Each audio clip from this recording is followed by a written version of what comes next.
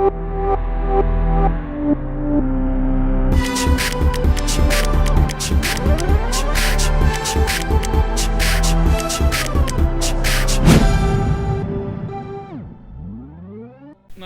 најпрвин добар ден на сите.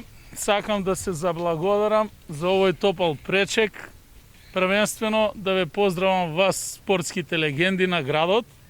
Воедно да искористам оваа прилика да го поздравам и директорот на Агенцијата за млади и спорт, господинот Наумче Мојсовски. Во оваа прилика сакам да истакнам дека поводот за реконструкција и почеток на реконструкција за овој објект дојде токму од нашите кумановски, но и други македонски, па и екс-југословенски спортски легенди.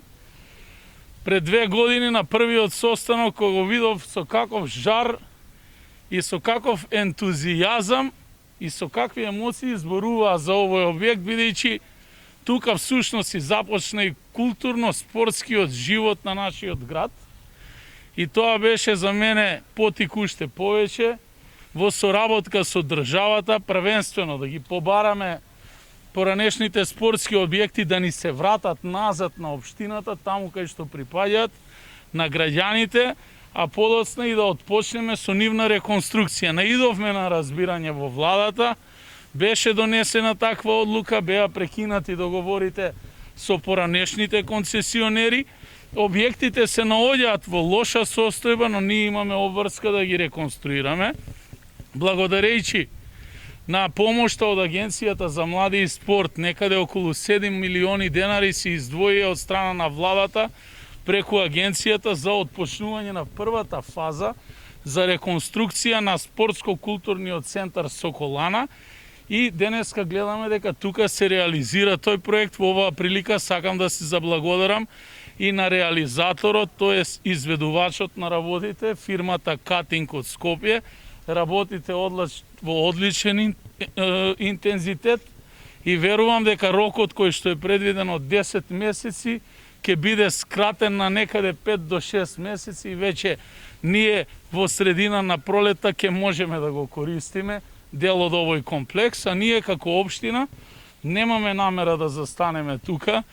Веќе сме во финална фаза на изработка на проект за реконструкција на кровната конструкција на објектот, дополнително санација на статиката на објектот и верувам дека до крајот на годината, бидејќи имаме издвоени дополнителни 7 милиони денари од општинскиот буџет и дополнителни 7 милиони денари повторно од Агенција за млади и спорт, каде што ќе влеземе во втора фаза. Ни останува подоцна третата фаза, а тоа е внатрешното уредување на објектот, решавање на фасадата и партерното целосно уредување на спортскиот комплекс Соколана.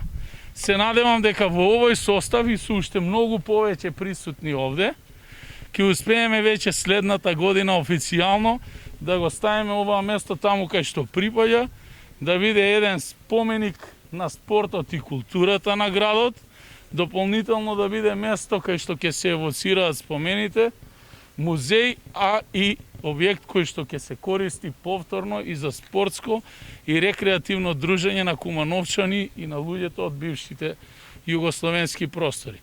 Ми се јавија многу луѓе, големи спортски имиња и легенди како и сите вас присутни овде, почнувајќи од Словенија, Хрватска, Србија, сите поранешни екс-републики и одадоа почит и големо признание и на општината и на Агенцијата за млади и спорт, и тоа за нас е потик повеќе да продолжиме и целосно да го завршиме овој проект и да ја видиме нашата градска убавица во едно вистинско сметло како што и доликува.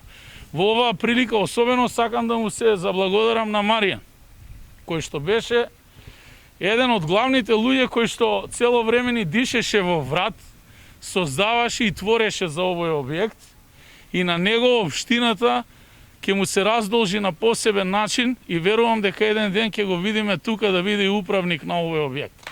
Ви благодарам на сите. Овој комплекс, кога што знам јас, е душевно поврзан со кумановчани, со спортот.